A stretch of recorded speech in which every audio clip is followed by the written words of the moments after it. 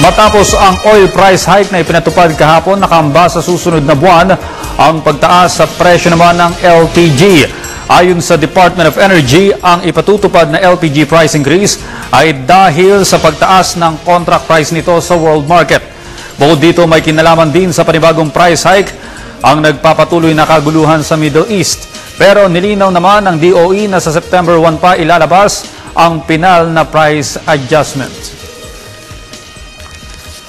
Sa iba pang balita, niyanig ng magnitude 3.5 na lindol ang ilang bahagi ng Surigao del Norte nitong umaga lamang.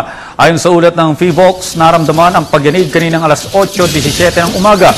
Natukoy ang epicenter nito sa 10 kilometro sa timog silangan ng Burgos, Surigao del Norte.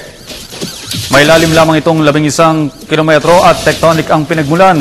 Wala namang naitalang nasaktan o nasawi dahil sa pangyayari. Samantala, para naman sa ating good news, nakabuena mano ang Pilipinas sa first round match ng 40th FIDE World Chess Olympiad na ginaganap sa Istanbul, Turkey.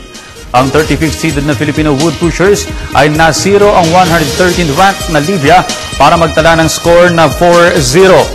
Panalo lahat ang mga pambato ng Pilipinas na kinabibilangan nina Super Grandmaster Wesley So, GM Oliver Barbosa, GM Mark Paragua at IM Oliver Di Makiling. At yan po naman ang aming mga nakalap na balita at impormasyon. Ang tabayanan ng news at 1 makalipas ang isang oras. Ako po si Audrey Goriseta.